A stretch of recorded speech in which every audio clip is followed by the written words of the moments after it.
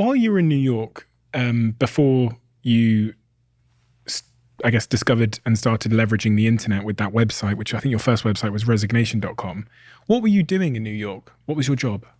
I was writing books. I've written 15 books altogether. I mean, I've got a few, 10 of them here or something, but yeah, sort of 10 of them 3 of them on the table and 7 of them with me on the floor here. What was, you're a writer, you're writing physical books.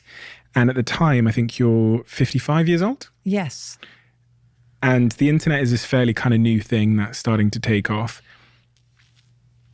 It just seems to me to be slightly unusual for someone who's writing physical books to make the decision to investigate this new technology called the internet, because most people are scared of new technologies. They run away from it, they criticize it, they say it'll never work, they attack it, and they bury their head in the sand.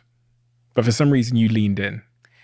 Because all my life I've been fascinated by what we call the zeitgeist, like the spirit of the times.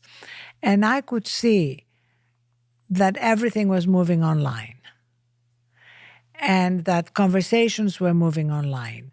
And yet people were making fun of it. You remember it was the early days when people were joking about people who couldn't get a job blogging from their parents' basements. And I wanted to bring my friends, people who were writing physical books, who could be published by the New York Times or the London Times, I want to bring them online. And so I actually wrote an email to 500 friends, close and not so close, and invited them to write blog on the Huffington Post. And I said, on any thought you have, any idea you have, you wake up and you want to react to the news of the day, you can just publish it on the Huffington Post. And we promise that we're going to treat it with respect. We had moderators from the beginning so that people couldn't just trash each other. What happened with the internet down the road. And so when we launched day one, we had Larry David and Ellen DeGeneres and Nora Ephron and Walter Cronkite. We had like an incredible lineup of people on the news of the day, on things they cared about. And also on the same day, we had a review, which was so devastating. I learned it by heart. It said the Huffington Post is an unsurvivable failure. It is the movie equivalent of Gigli, Ishtar, and Heaven's Gate rolled into one. I don't know if you know any of these movies, but they were all flops. So that was kind of the opening review. A year later, the writer of this review emailed me and said, I was wrong. The Huffington Post changed how we consume news, and I would like to write for you. And again, going back to no grudges, no resentments, I said we would love you to. When they wrote that review, how did it feel when you read it? Here's the thing, it felt bad. It felt really bad, but I think it's okay to feel bad. Again, going back to your book, we want to be comfortable all the time. So what's wrong with feeling bad occasionally? I love the way children are. Do you notice how a child is upset about something? It could be as important as not being allowed to have this ice cream cone, or as equally important as falling, whatever. They cry, they rage, and 2 minutes later you look at them and it's over. I don't believe in growing a thick skin. I want to be permeable. Something bad happens, something upsetting happens, experience it, feel it. Don't do what I call a spiritual bypass.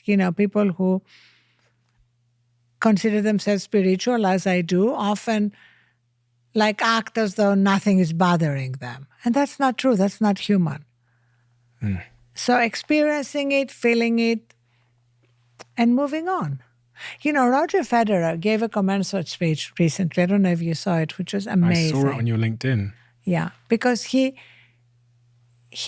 talked about how he only made half the shots, half the points, and we think here's this great tennis player.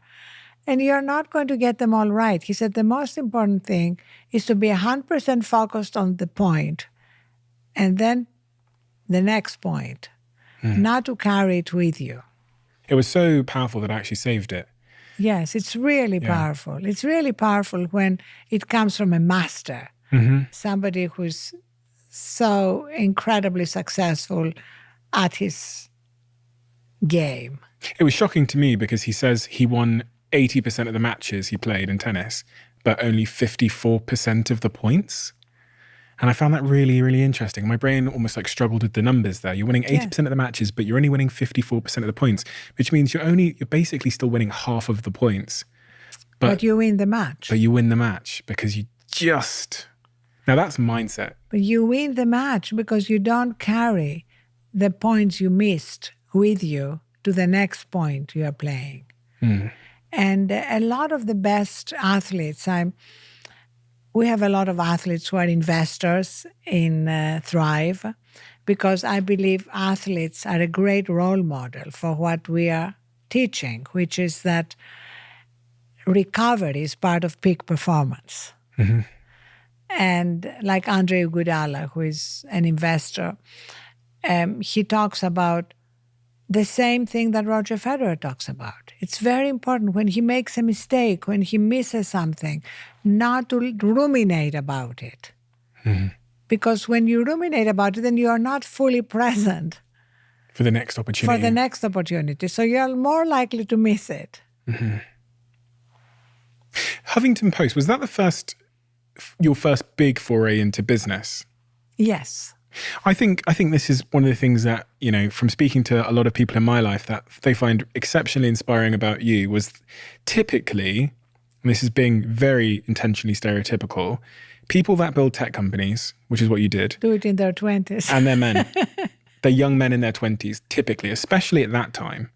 It's changing a little bit now, which is great, but especially at that time, which was 2005, it was very atypical for a 55-year-old woman to build a tech company. Yes.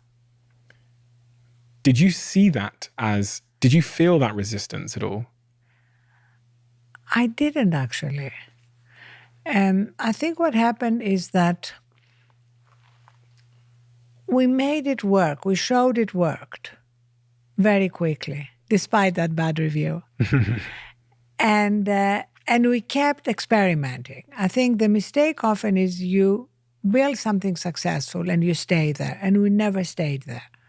Like we launched with politics and news, but very quickly we had a dozen other verticals, including sleep. We had a vertical on sleep. We had lifestyle verticals. We had sports verticals. We had gay vertical. So we kept expanding. And then we built our journalism operation. We won a Pulitzer. We launched in 18 countries.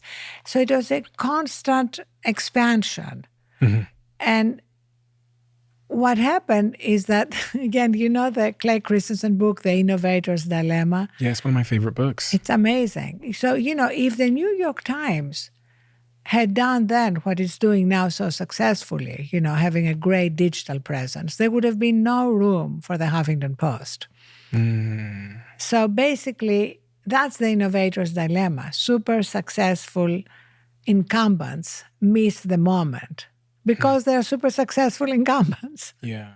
If you love the Diary of a CEO brand and you watch this channel, please do me a huge favor. Become part of the 15% of the viewers on this channel that have hit the subscribe button. It helps us tremendously, and the bigger the channel gets, the bigger the guests.